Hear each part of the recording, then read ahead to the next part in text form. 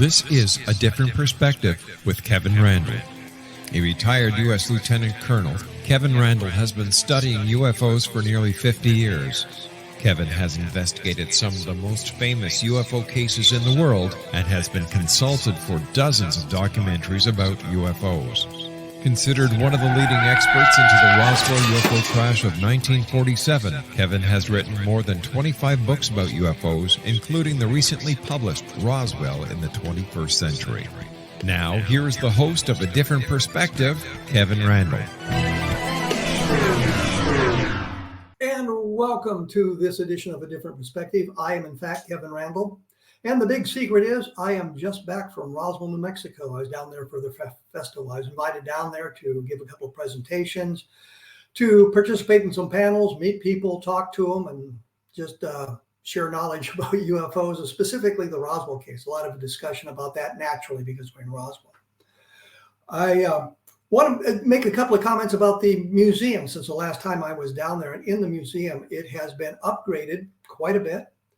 It looks like a very professional museum now. It's got a lot of interesting displays. Some of them I don't agree with.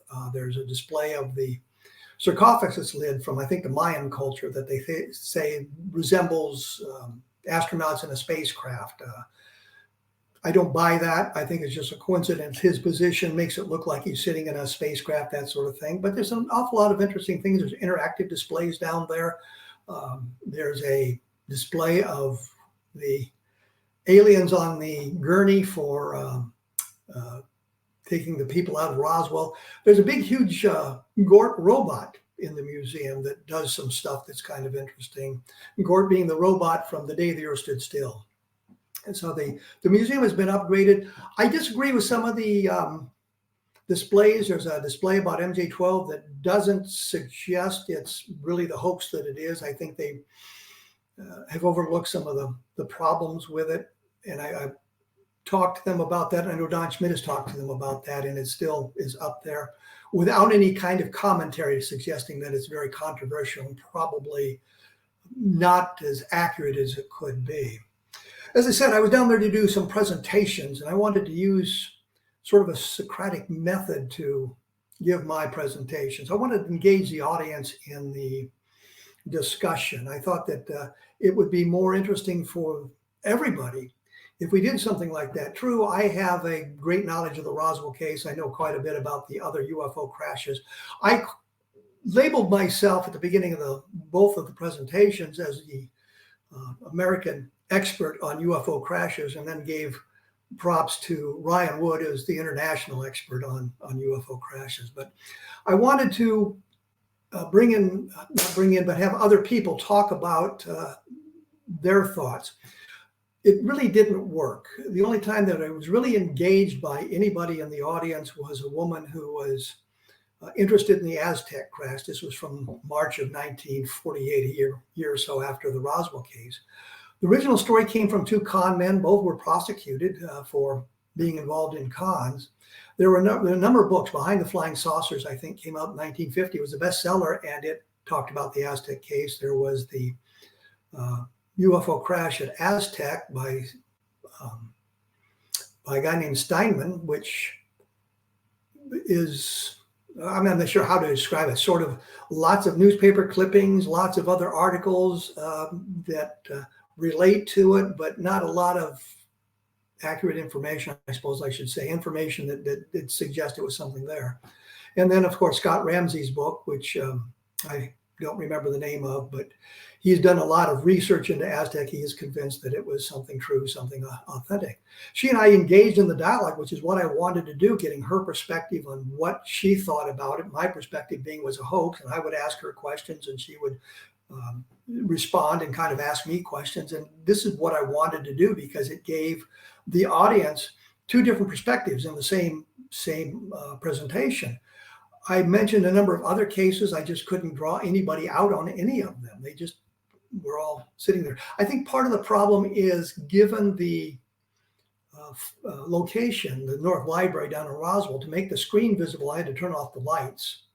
And of course, that put the audience in dark, but they could see what was on the screen for the slides. But that may have inhibited some of them talking. And I tried it another time on my second presentation there, and I had a fellow that was running the avionics, the video portion of it, and getting everything set up on the computer so we could flash the slides up on the screen. And he would come in and turn the lights on and turn the lights off for me periodically. And I thought, I'd give a little bit of the presentation and then we'd start asking questions and he'd turn the lights on. But there was only one guy that kind of engaged, and I think he only did it because I'd said something to him earlier about I wanted the people to engage. So it really didn't work out as well as it could have. So I think next year I won't be doing that. It just didn't work at all. We did a couple of panel discussions with Peter Robbins as the moderator. It was Don Schmidt, me, Frank Kimbler, and Dennis Baltheiser talking about the Roswell case. I'm not sure exactly why Frank Kimbler was on that. His part of the Roswell case is he's been out to the debris field looking for scraps of the debris. He had found some of the debris. And here's where we get into kind of the interesting part of it. There was a display in the museum part of this debris that he'd found that may or may not be alien. I suspect it is not, but they're not sure. There's testing going on.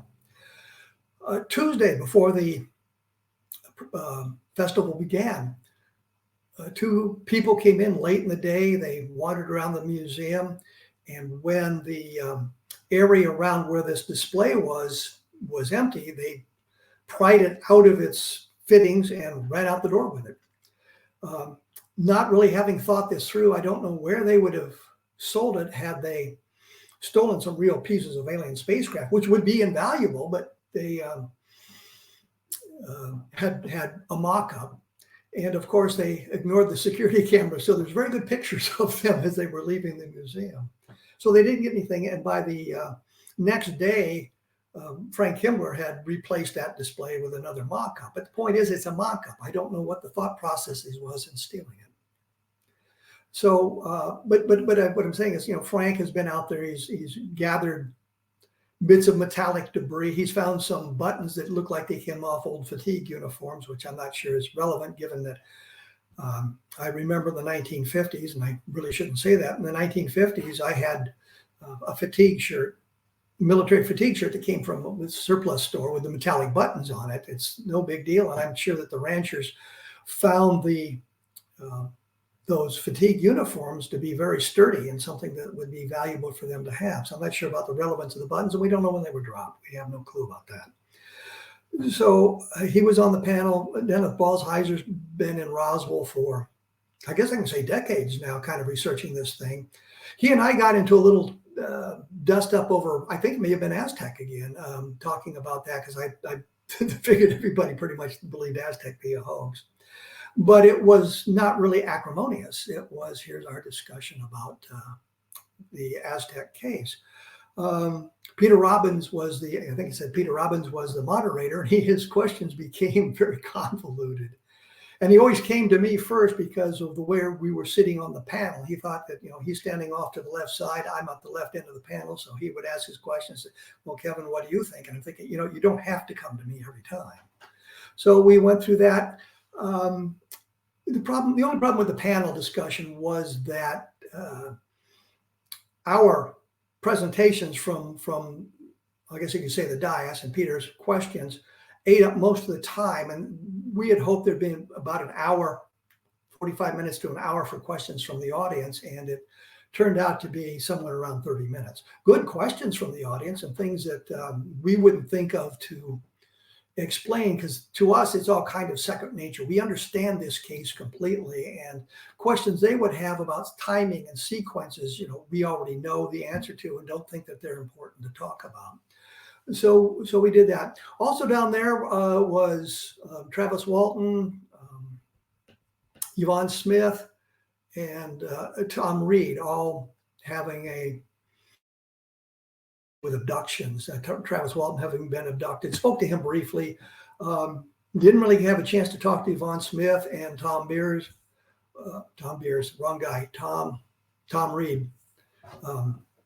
It has a major display of his abduction and what the alien looked like in his abduction down there.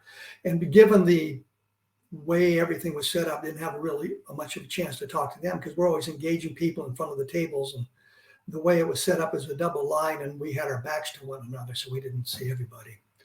So, but they talked about abductions, and I know there was an awful lot of people around Travis Walton quite a bit of the time.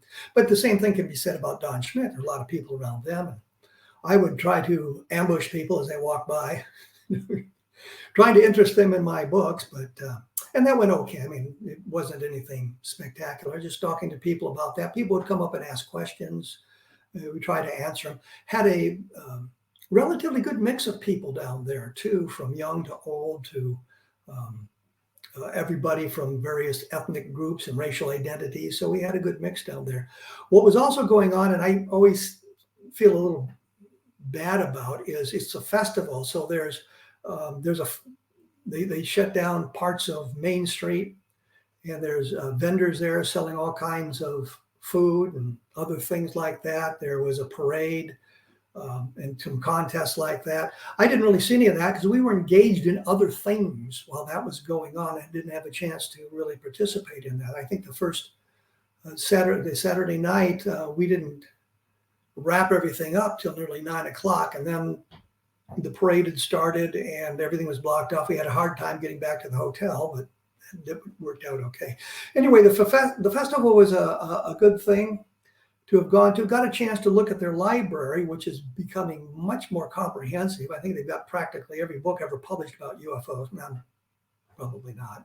But they have some nice displays in there. They've got a complete set of the Project Blue Book files that are digitized for research purposes. So you can get in there, you can take a look at their materials, magazine articles, newspaper clippings, film, videotape, all that kind of stuff. And it's a very, very interesting library, a very nice library. So if you have research purposes, going to almost any aspect of UFOs, that would be the place you'd want to go because they have the details there in one location. I don't know of another place in the United States where there's this accumulation of UFO related material. There are other places that have displays and they have little museums and things like that, but I don't think it's nearly as comprehensive as what they have in Roswell. So all in all, it was well worth the effort to get down there and talk to people. I think that's the important point, is talking to people and convincing them that Project Mogul is not a viable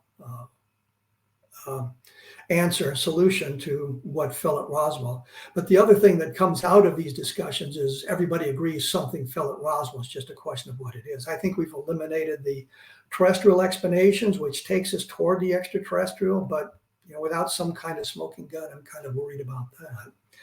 When I come back here in just a few seconds, I'm going to talk about some of the older cases that people think are not that interesting and we should be ignoring now for the new stuff. So I'll be back right after this, so please stick around. And as you can obviously see, I am back. I am without guests today. I'm flying solo. In the next few weeks, we'll have some interesting guests coming on the program to talk about things in the past. Now, to sort of contradict myself, saying that talking about the library that the museum down in Roswell has, there's another ongoing project, I guess I could call it, gathering hundreds of thousands of documents about UFOs up in Albuquerque, run by David Mahler. He's been on the program talking about this effort. And one of the things that he's doing there, of course, is gathering an awful lot of material that was published in the past. I think he's got all the IURs, the International UFO Reporters. I think he's got most of the UFO magazines that were published in the mid-1970s, and which I contributed to. I often say I paid my way through college on what I called my Saga scholarship. Saga was a men's magazine from the 1970s in this era. Not like Playboy, didn't have naked women in it or anything like that, but it was a magazine geared to the interests of men, and they would usually carry a UFO article.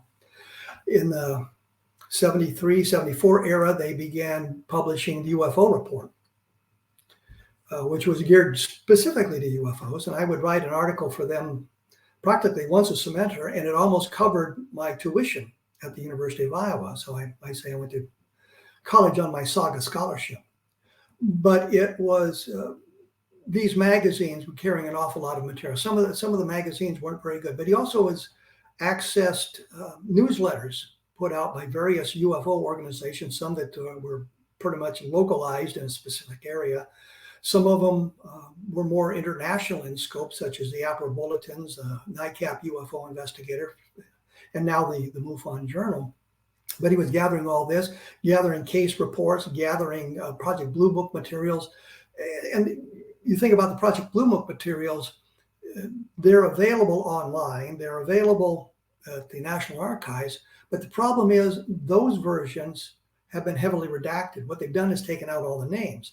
What has been found is that Hynek had an awful lot of the case files without the name redacted, which were at the Center for UFO Studies, which is now being incorporated in this. I have an index that is not redacted. I mentioned before, I believe, that Bob Cornett, I had gone down to Maxwell Air Force Base back in the mid-1970s when the Project Blue Book files were first declassified, and they were stored at the Air Force Archives at Maxwell Air Force Base. Well, Bob Cornett and I were in Air Force ROTC, so we could get on the base easily. We had a letter from the commandant explaining who we were, and we went to the archives and asked to talk to him about the Project Blue Book files and learned that there was an index. And the first thing we did was we went through the index and we copied down all the names of the people who were involved in unidentified cases. We had the dates, we had the locations, we had the names. So when we got a hold of the files later on, as they became public and the names were redacted, we could put it all back together. In fact, I've done a couple of books, Project Blue Book Exposed and the Best of Project Blue Book, and in that is the 701 cases that the Air Force had been unable to identify, with the names put back in. Some of them are just civilian military, and we didn't have those names. Although I found that if you go through the case files, and if they're very extensive cases, they've always missed names. I've rarely been into a case file, unless it was very, very small, just 4 or 5 pages, where somebody didn't miss a name or two, so you could plug the names back in. I have published the unidentifieds in both those books for those who are interested in doing that. And I also have a copy of the complete index with the names unredacted. So some of my research has paid off. But the real point is here we've got 2 sources, both of them in New Mexico, as a matter of fact, with libraries. The operation really completed yet. They're scanning with all kinds. He's got like 7 scanners and all this other equipment, so we can digitize files, the video files, the film files, the audio files, and all this stuff, and making a much more comprehensive library of UFO material, which I think is a good thing. Which leads me to the point is I have heard, and in my discussions in Roswell, as a matter of fact, people were wondering what's the point of looking at these old cases. And the answer is simply that an awful lot of the times the old cases weren't properly investigated. The prime example, and I think I've mentioned this, is a case from, it's labeled, I believe, March 29th, 1952 from Baltimore, Maryland. And the Air Force wrote it off as a hoax. And it's got 2 people who are involved in this case where their car was stalled and they saw the UFO close at hand and that sort of thing. And the Air Force investigated, first believing the case took place on April 14th of 1952, learning that really it was March 29th, 1952, and that's the case they did. And they went out and interviewed witnesses who lived in the area, who worked in the area. Did you see anything? Did you hear anything? And they got no answer. Turns out the case is really from March 14th of 1952. And going through the case, of course, I was able to find out the names of the people and figure out who they were based on the Air Force file. But Barry Greenwood sent me a couple of newspaper clippings from March 15th, making it the case from the 14th. Pointed out 2 other witnesses who were there and saw the same thing, who were involved in this. The Air Force somehow missed that. My point being simply that the Project Blue Book files, a lot of times they didn't investigate with as much enthusiasm as you would expect them to have. They weren't really looking for answers so much as coloring in the blocks. In 1952, they were doing quite a lot of investigation, but they were overwhelmed by the number of UFO cases that had come in, especially in July of 1952. But they didn't do a real good. And the upshot of all that was in January of 1953, the CIA sponsored the Robertson panel, which wrote everything off as hoaxes and misidentifications and people being uneducated, not knowing what they're looking at and that sort of thing. And school teachers should not allow students to write book reports on UFO books, and they should not use UFOs as a topic for any kind of rhetoric classes they may have been taking, in a way to suppress the information, I guess is the best way of putting it. And from that point on, it really became, Project Blue Book became more of a public relations outfit than anything else. The point simply is there are very important cases that took place in that era that even now today's environment, we're really not looking at that much. We're kind of ignoring. I think specifically, I think the number 2 case in the UFO field is probably Level Land. And I've talked about that quite a bit. I think it's an important case because of the number of witnesses, the interaction with the environment, the landing traces that were left behind, and the Air Force attitude in the investigation. This was from November of 1957. Level Land being 15 minutes from Lubbock, something like that. So it's in West Texas. Level Land is just west of Lubbock. I've been to Level Land a couple of times, talked to people down there, as has, I think, Don Berliner did, Don Burlinson did, looked at that case. The sheriff went out and looked for the UFO. If you read the newspaper articles that were published prior to the Air Force investigation, he's talking about having seen a oval-shaped object, a bright red object. Don Berliner talked to the mechanic for the sheriff's department, who said that the day after this, the sheriff brought his car in to be examined. And the only reason he would have done that is if his car had stalled, to find out there was some kind of mechanical reason for that car stalling other than the close approach of the UFO. And that leads us to the Texas Department of Public Safety, which was following the sheriff, and to the United States Air Force, which was following the Texas Department of Public Safety. So they all got close enough for their cars to be stalled. But the point simply is, cars were stalled. There's evidence of landing traces in the area, that sort of thing. Once the Air Force investigator showed up and spent all of 7 hours, I think, in Level Land investigating the case, I think spent most of the time at Reese Air Force Base in Lubbock. He wrote the case off as ball lightning, ridiculous. Like I said, I've said this before. I've done a book on Level Land. It examines all of this in depth, presents the evidence, and shows that here is an important case that rivals Roswell simply because you have all these various chains of evidence. You have the eyewitness testimony, you have the interaction with the environment, you have the landing trace cases, you have the sheriff's had hundreds of witnesses, got hundreds of phone calls about this thing coming in, and there's dozens of people who talked about cars being stalled, got the close approach of the UFO. The interesting thing is it kind of led to a misnomer, and that was when the UFO left, the car started. Well, if you read the reports from the people, they really don't say that for the most part. What they usually say is once the UFO's gone, the car could be started. They implied that they took some action to start the car. It wasn't the removal of the electromagnetic effect that allowed the car to spontaneous start. The drivers had to take some action, with a single exception that I know of that said his car started spontaneously. The point being, when the Condon Committee, the University of Colorado study was in force, and they rarely mention Level Land, but what they point out is that the scientists could think of no mechanism that you remove a electromagnetic field, which can suppress the electrical circuits, there's no question about that, would allow the car to start spontaneously. And as I look through literally hundreds of cases, not just Level Land, but from around the world and long past the Level Land case, it became clear to me that the cars, for the most part, were not starting spontaneously. The driver took some action to start the cars.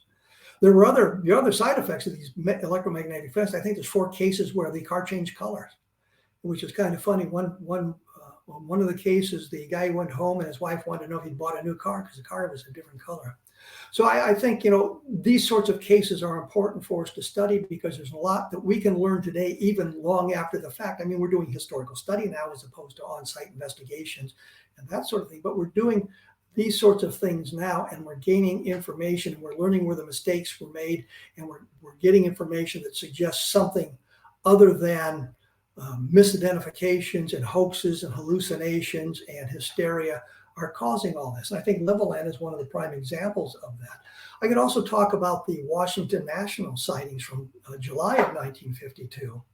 And these took place on 2 consecutive Saturday nights in Washington, D.C. Washington National Airport was the airport where the radar room was set up, and there were people there to do that. But they were tracking objects on the radar scopes. Airline pilots were seeing the objects. The radar operators were contacting the commercial pilots, telling them, there's an object or something off to your right or your left, and the pilot would report, there's something there.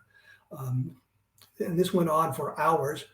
There were multiple radars involved, not only at Washington National Airport. There was radars at 2 other locations that were picking up the objects, oftentimes in the same location, suggesting something more ominous than the Air Force explanation of anomalous propagation, which is a fancy way of saying temperature inversions were causing the objects to be seen on radar. Now, I talked to 2 of the people who were in the radar room in the second night of the sightings in late July of 1952. Both of them, Al Chop, who was the Air Force, the Pentagon's public relations expert on UFOs, and Dewey Fournay, who was the liaison between the Pentagon and the UFO investigation in Dayton, Ohio, Project Blue Book. Both of them were there on the second night. They were watching what was going on the radar scopes and that sort of thing. I will come back to that point in just a minute, because I think it was something that needs to be fleshed out, because I've talked to the witnesses who were there. And when we come back, we'll take a look at some of the things that about the current state of UFOs and some additional cases and things like that. So while I'm thinking of it, take a look at some of my books. They're available at Amazon.com, and I will be back right after this. And I am back once again, as you obviously can see. One of the things I don't do very well is promote my own work. I have an opportunity here to promote a number of the books, and I simply forget to do that.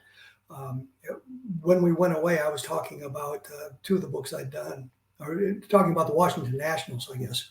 And I did a book called Cleverly the Washington Nationals, and it gives you detailed descriptions of what was going on in 1952, not only just the Washington National sightings, but what led up to that and what some of the outcome of that was. And as I was talking about, I had an opportunity to speak to Dewey Fournay, Major Dewey Fournay, and Al Chop. And one of them told me, he said there's one sighting that got pretty gory. The Air Force had been scrambled. They brought jet fighters in trying to intercept these objects that were being reported, both seen on the radar scopes and in the sky. And one of them said, and I think it was, if I remember correctly, it was Dewey Fournay who told me one of them got very gory.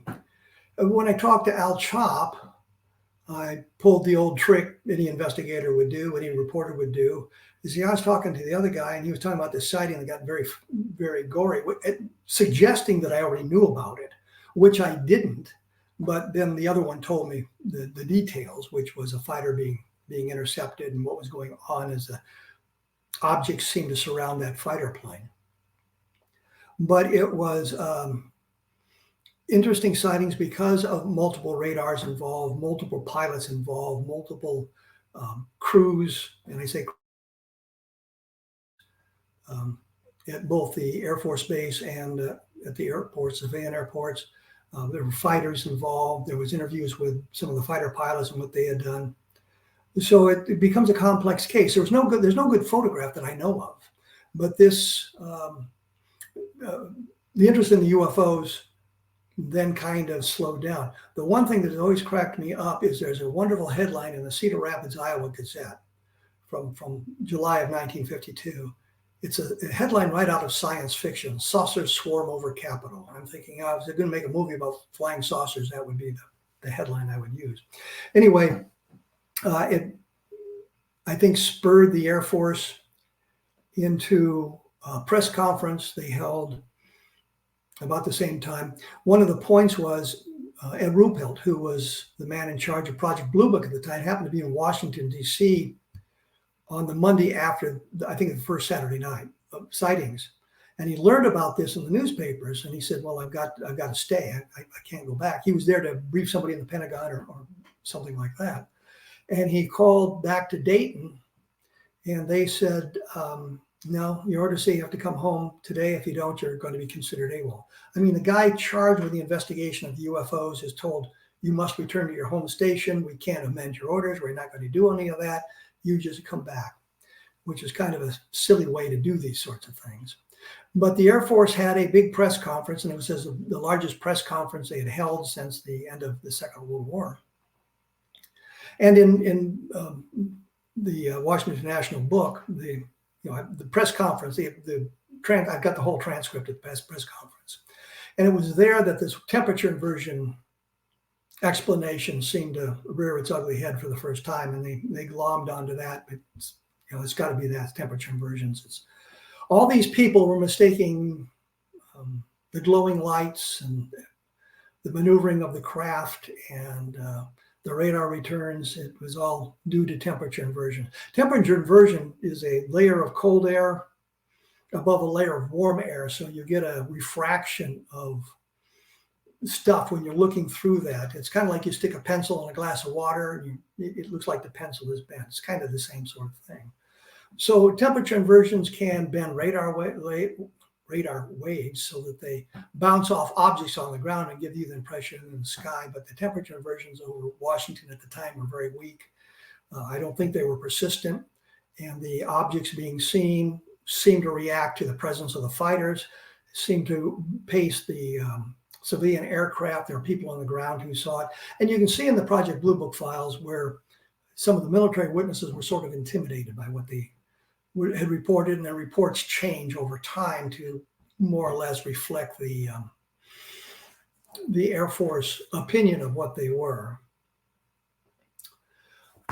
One of the other sightings that is very exciting that we need to look at was Socorro, New Mexico in 1964, April 24th, 1964.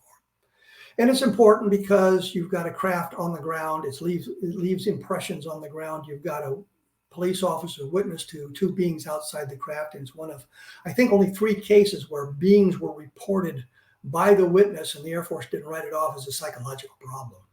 In fact, Hector Quintanilla, who was the man in charge of Project Blue Book at that time, who had top secret clearances, he went down to New Mexico to see if he could find any research project that might explain that, and couldn't find anything, which I think is an important point. And his conclusion was it was unidentified. He didn't know what it was. He thought the answer was in Lonnie Zamora's head, something he had seen, something he had done, would tell him exactly what had happened, but he didn't know what it was. So it's unidentified. What's important about the case is, again, we see how the Air Force investigated. Jalen Hynek, the Air Force consultant to Project Blue Book, was sent to New Mexico to gather information. Got there a couple of days later. Got there before the impressions in the ground had been destroyed, I guess is the best way to say it. Did his investigation. There was another case in La Madera, New Mexico, the night after the Zamora sighting, where it was another landing and that sort of thing, some kind of traces left behind.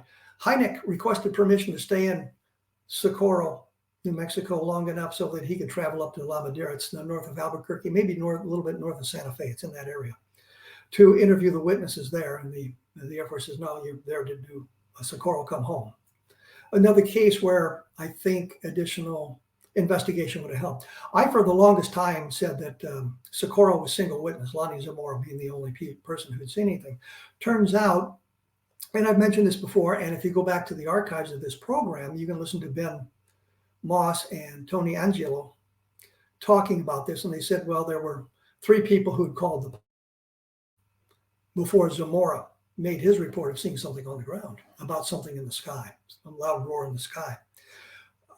And I quizzed him at the time about, did you look at the police records? And they never really gave me an answer to that. And of course, the problem is there was nothing in the police records. But looking at the case file in the Project Blue Book files, there's a short half-page report by Captain Richard Holder, who was assigned to White Sands Missile Range, but his station was closer to Socorro than it was to Alamogordo. So he lived in the Socorro area. Within 90 minutes, maybe 2 hours, he and a FBI agent were talking to Zamora. And he put in his report that 3 people had called into the police station. So we have documentation from that night of additional witnesses. Nobody ever followed up on that. I don't get that.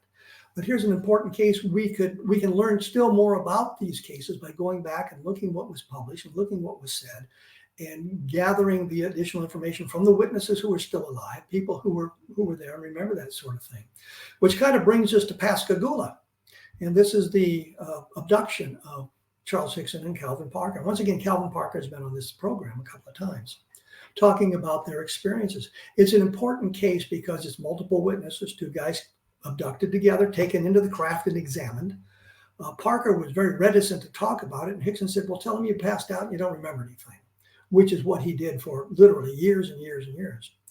But in my discussion with Calvin Parker, he mentioned additional witnesses had been found. There were additional witnesses to the sighting, all of them coming forward after the turn of the century, which was somewhat problematic. But he said, no, other witnesses that came forward right afterward. In the course of the investigation, Hickson and Parker were taken to Keesler Air Force Base, which is not that far from Keesler, or from Pascagoula. And they were going to check for some kind of radiation. I don't know exactly how they were going to do that. But in the course of that, they were interviewed by some of the top brass at Keesler Air Force Base. And there's a document and list of names who were there. And in the course of that investigation, the name surfaces of other people who had seen the UFO that night. There's 4 additional witnesses who were talked to the day after Hickson and Parker made their report. And I think that's extremely extraordinary because they can talk about what they had seen, and it kind of corroborates what Hickson and Parker said. The other important point is that Hickson and Parker went to the sheriff's office. They were left alone in a room, not knowing there was a recording being made. And had they been making a hoax, the idea is that they would have been discussing some of that amongst them or between themselves, with the sheriff's deputies and the sheriff all missing out of it. So they got a recording of what they discussed, and they didn't talk about that. They talked about the horror of what they had just been through, which is a important point. And here's the next important point.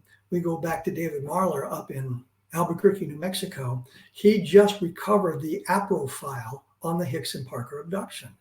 And there's additional information in there. There's additional audio, maybe a film of Hickson Parker in the days right after the abduction took place. So we've got evidence that hasn't seen the light of day, again, literally for decades. Yeah, the APRO files went into hiding in, I think it was 1985, after the passing of Carl Lorenzen.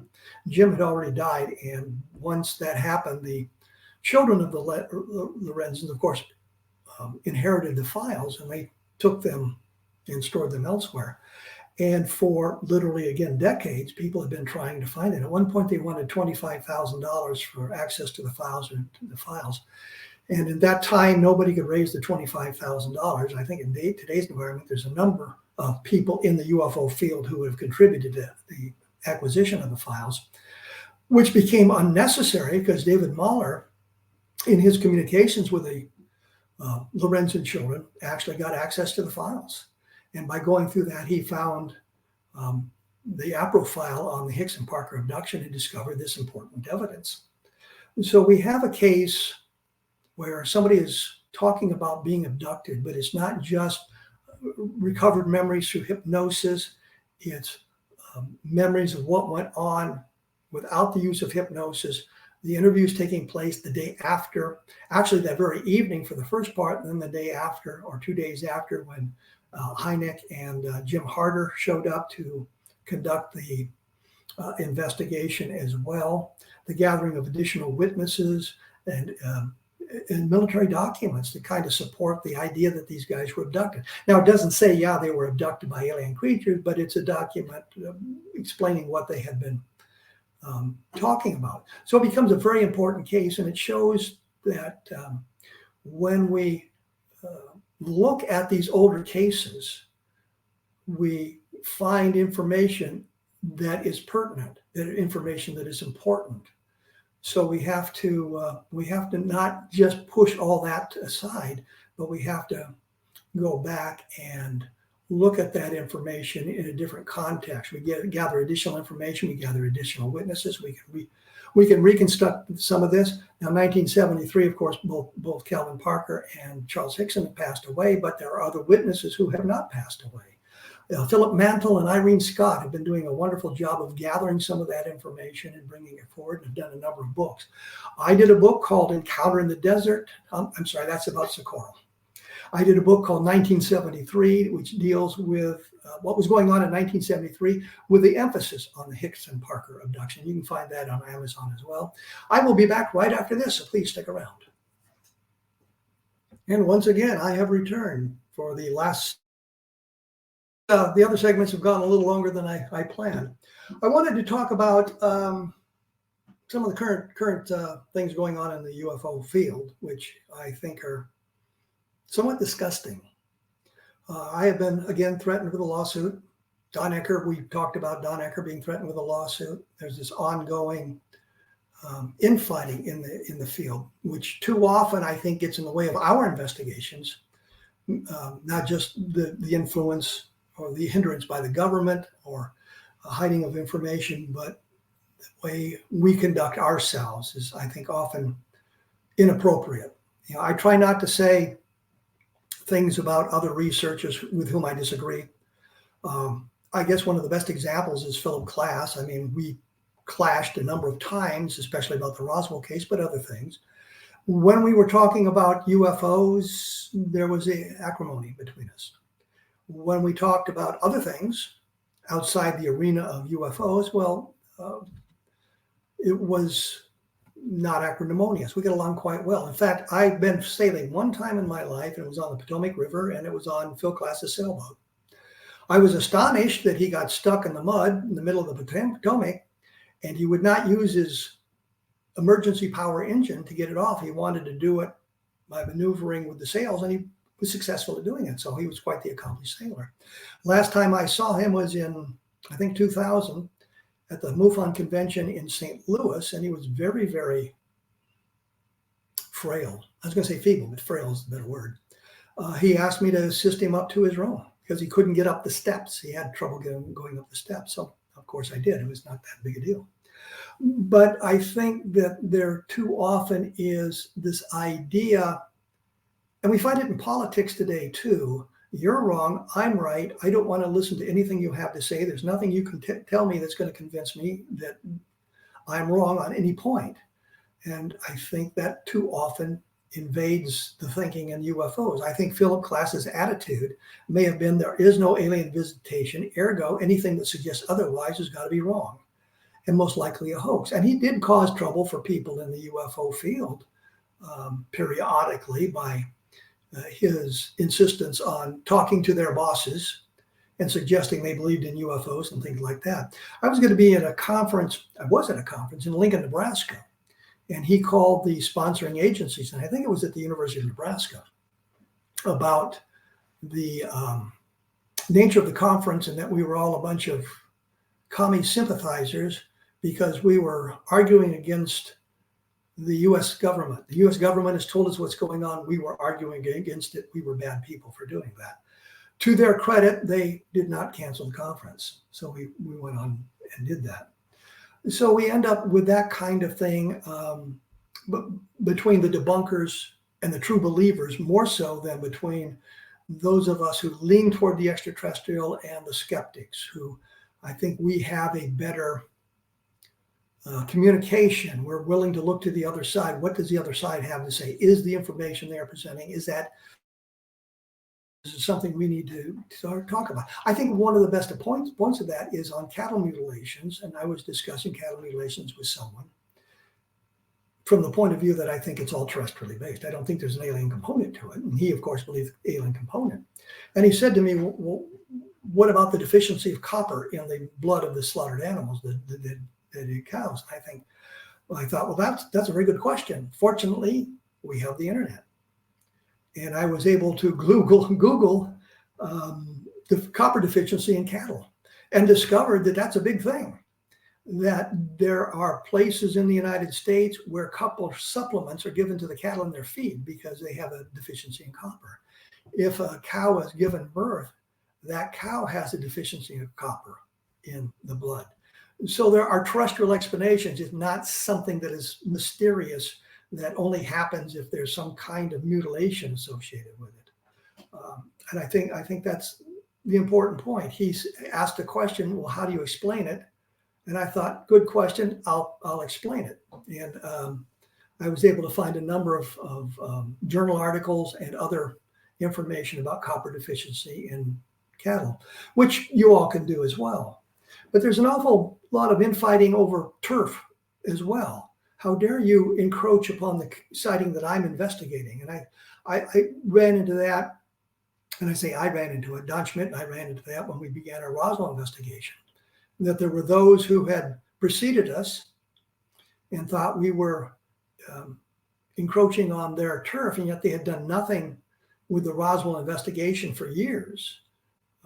So we began our investigation. Kufos actually communicated with Stan Friedman, and he said, yes, there's stuff to be learned. There's stuff that needs to be done. So he kind of applauded our beginning and later on became something of an adversary in that, which was unfortunate. We were supposed to share information, and Don and I tried to share information with him, but we got very little back from him. And he kind of diverted the conversation from the Roswell case, but over to the plains of San Augustine. And if you are interested in that controversy, I cover it in Roswell in the 21st Century, I think, at length. So you can see how we ended up with this idea there might have been something over on the plains. I am convinced there was nothing there in 1947. There may have been something there much later, but there was nothing in 1947 that would relate to the Roswell case. But we have an awful lot of that infighting. I know that the main organizations, this was mostly true in the 1980s when NAPRO and NICAP and MUFON were all viable organizations. NICAP and APRO are gone, and I think APRO disappeared because the Lorenzens, the spark behind it, had passed away. NICAP got into their own infighting about who was in charge and who was doing this and who was doing that, and they kind of collapsed in an outgrowth of that infighting amongst themselves. But the point is, those organizations also had sort of an adversarial relationship. Periodically, you would see some sort of attempted cooperation. I know in the late 20th century, the Fund for UFO Research, QFOs, and MUFON got together in an attempt to research some of the Roswell stuff, especially things from over on the plains of San Augustine, that culminated in a meeting in Chicago in the early 1990s and a publication that outlined, Stan outlined his point of view, I outlined our point of view, Mike Swords, who was sort of the moderator, outlined his point of view, and then we each got an opportunity to rebut the other claims. So I got to rebut what Stan had said, and Stan got to rebut what I had said. I worked in conjunction with Don Schmidt and Tom Carey on our part, so it wasn't just my effort.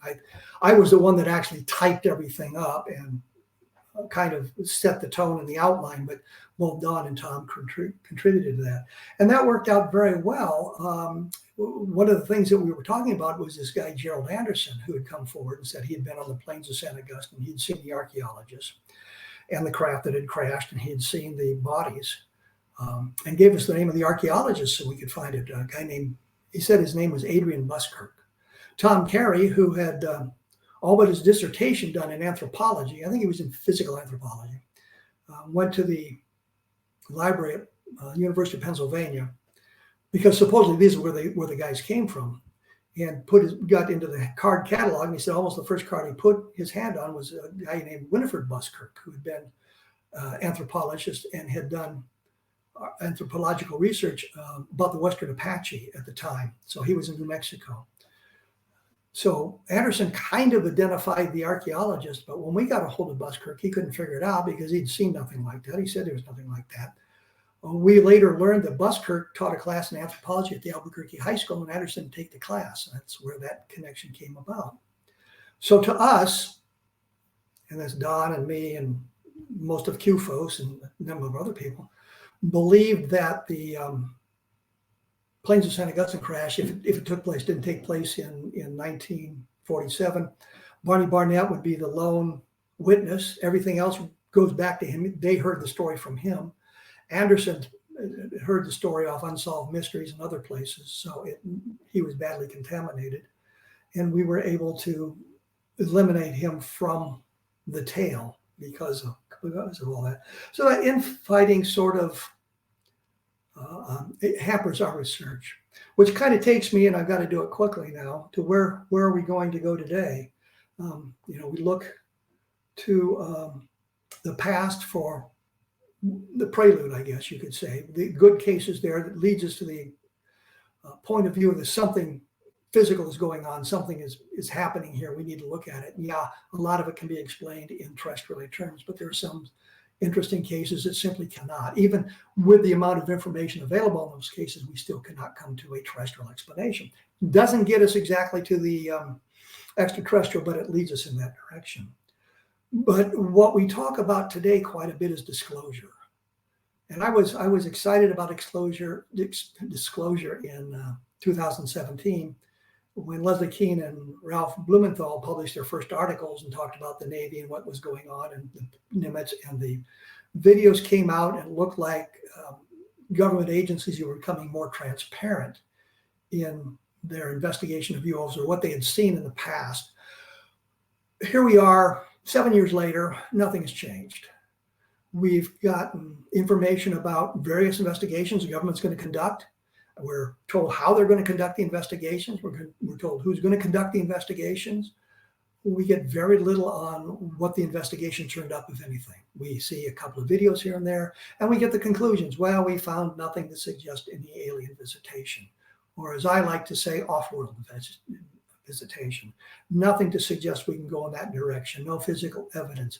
The reports, especially those that are confirmed by instrumentality, the ships, maybe glitches in the instrumentation.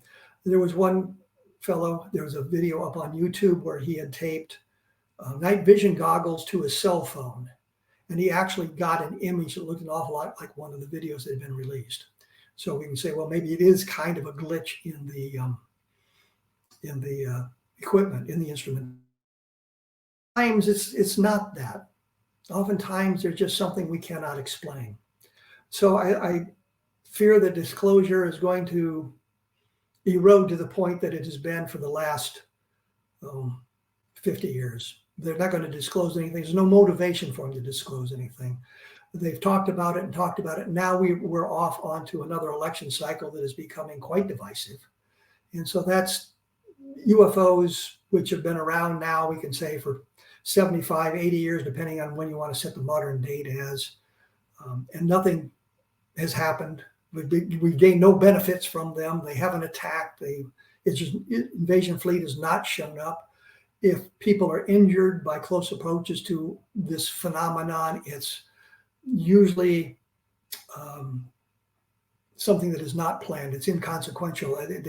They got too close to something and were burned, for example, by the heat of the object or something like that. It wasn't intentional, I guess is what I'm trying to say. So anyway, I don't think disclosure is anywhere coming down in our future.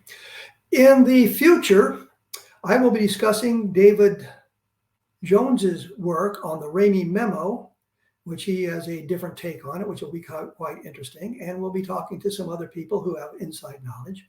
If you want more information about a lot of this, take a look at my blog at kevinrandle.blogspot.com. There's like 1,500 articles on there that go back to 2007. Go to amazon.com, look up my books. I think there's something for everybody. And just to say something fun, I had a book published in Russian. Yeah, I can only read my name. Anyway, that's it for this week. Thank you for dropping by.